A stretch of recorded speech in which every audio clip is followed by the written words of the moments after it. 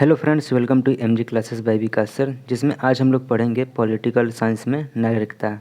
तो जो नागरिकता से संबंधित अनुच्छेद होगा या फिर जो भी सामान्य अध्ययन होगा, उसमें जो भी इम्पोर्टेंट है और जो भी पिछले प्रीवियस ईयर में पूछा गया है उसको हम लोग कवर करेंगे वन लाइनर में, यानी कि वन लाइनर में हम लोग कवर करेंगे। तो चलिए ज़्यादा देर ना करते हुए, तो इस वीडियो का जो पीडीएफ फ्री है, मतलब पीडीएफ आपको आपको हमारे टेलीग्राम चैनल एमजे क्लासेस विकास सर पर मिल जाएगा और वहाँ से डाउनलोड करके आप पढ़ सकते हैं, नोट भी बना सकते हैं। तो चलिए स्टार्ट करते हैं। इसमें पहला क्वेश्चन है कि नागरिकों की पूर्ण सिविल एवं राजनीतिक अधिकार कहाँ का क्या अर्थ है? तो नागरिकता। अगला क्वेश्चन कि नागरिकता को संविधान के किस सूची में स्थान दिया गया है? तो संघ सूची में। भारत के संविधान में किस भाग में नागरिकता का प्रावधान दिया गया है? तो भाग 2 में 5 से 11 अनुच्छेद होता है।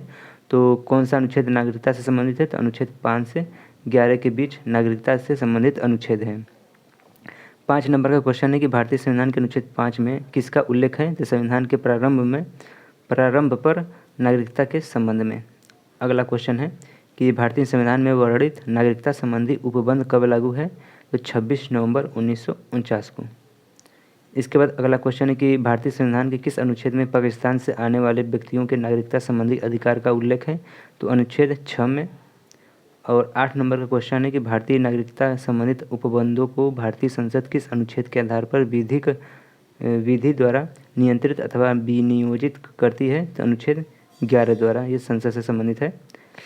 अगला है कि किस अनुच्छेद में यह प्रावधान है कि किसी विदेशी से राज्य की नागरिकता सुरक्षा से ग्रहण करने पर भारतीय नागरिकता समाप्त हो जाएगी? तो अनुच्छेद 9 में यह संबंध है, प्रावधान किया गया है। 10 नंबर का क्वेश्चन है कि नागरिकता प्राप्त करने के लिए शर्तें निर्धारित करने वाला सक्षम निकाय कौन सा है? तो वो संसद है। अगला क्वेश्चन है किस तिथि के बाद भारत में जन्म लेने वाले व्यक्ति को जन्मजात भारतीय नागरिक समझा जाता है? तो 26 जनवरी 1912 के बाद यदि भारत में कोई जन्म लेता है तो उसे जन्मजात भारतीय नागरिकता समझा जाएगा।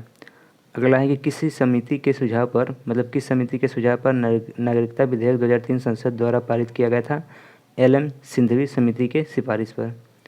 नागरिकता विधेयक 2019 संसद में कब पारित किया गया था? तो 11 दिसंबर को यह पारित किया गया था।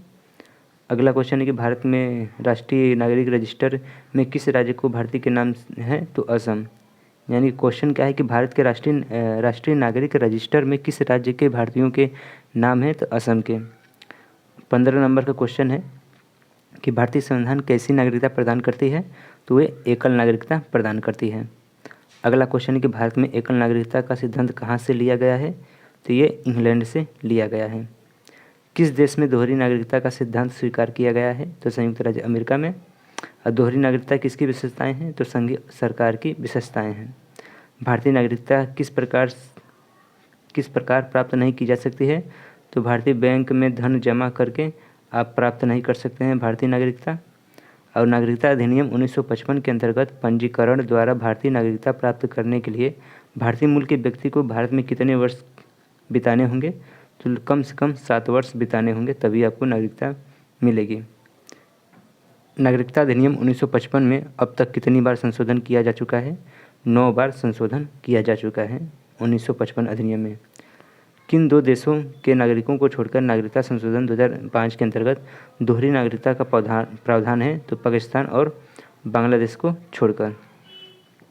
अगला क्वेश्चन है कि नागरिक संशोधन अधिनियम 2015 के अंतर्गत कौन भारतीय कार्ड धारक प्रवासी नागरिक के रूप में पंजीकृत होने के अर्ह नहीं है? तो पाकिस्तान के प्रवासी। और भारत के बाहर उत्पन्न होने वाले बच्चों को यदि उसकी माँ भारतीय है तो उसे भारतीय नागरिकता प्राप्त होगी। यह प्रावधान किस नागरिक संशोधन अधिनियम में किया गया है? तो नागरिकता संशोधन अधिनियम 1992 के अंतर्गत। नागरिकता संशोधन अधिनियम 2019 के अंतर्गत अफगानिस्तान, पाकिस्तान एवं बांग्लादेश के अल्पसंख्यकों को कितने वर्ष तक भारत में रहने पर उसे नागरिकता प्रदान करने का प्रावधान है? तो 6 वर्ष। अगला क्वेश्चन कि नागरिकता अधिनियम 2019 कब लागू किया गया? तो 10 जनवरी 2020 को लागू किया गया। और भारतीय संविधान एवं नागरिकता अधिनियम 1955 में उल्लेखित प्रावधानों के अनुसार कितने प्रकार से भारतीय नागरिकता को लोप हो सकता है? तो 3 प्रकार से। परित्याग, पर्यावसन या फिर वंचित किया जाना, ये 3 प्रकार से भारतीय नागरिकता समाप्त किया जा सकता है। यदि कोई भारतीय नागरिक भारतीय नागरिकता का परित्याग करता है तो वह स्वेच्छा से अन्य देश की नागरिकता प्राप्त करता है, तब वह क्या खो देगा? तो भारतीय नागरिकता यह खो देगा यदि अन्य देश से मतलब अन्य देश में जाकर स्वेच्छा से उस देश का नागरिक अगर प्राप्त कर लेता है तो भारत की नागरिकता वह खो देगा। यदि भारत का नागरिक हो, किसी आधार पर किसी भारतीय नागरिक को उसे उसकी नागरिकता का अधिकार देने से वंचित या मना किया जा सकता है। यदि वो देश के विरुद्ध कार्य कर रहा हो तो उसे वंचित किया जा सकता है नागरिकता से। ऐसे भारतीय जो अस्थायी रूप से भारत के बाहर रह रहे हों उसके पास नागरिकता और मतदान देने जैसे अधिकार प्राप्त होते हैं, क्या कहलाते हैं? तो अनिवासी भारतीय।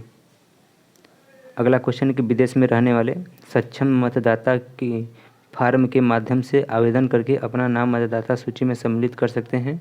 तो फार्म 6A के माध्यम से।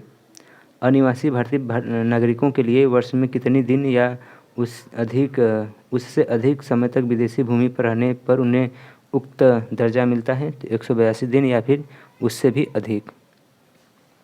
भारत सरकार ने किस वर्ष अधिसूचना जारी कर अनिवासी भारतीयों को भारत में मतदान के रूप में पंजीकरण होने की सुविधा प्रदान की थी? तो वर्ष 2011 में।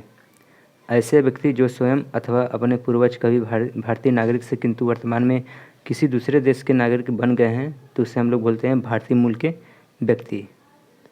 अगला क्वेश्चन कि ऐसे PIO जिन्हें भारतीय नागरिक संशोधन अधिनियम 2003 के अंतर्गत विशेष अधिकार दिए गए हैं, क्या कहलाते हैं?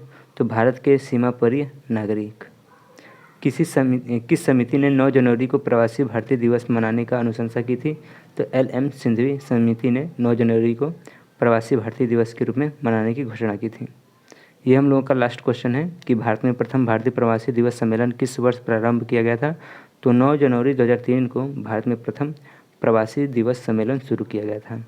तो 9 जनवरी को आपको हमेशा याद होना चाहिए कि प्रवासी भारतीय दिवस मनाया जाता है।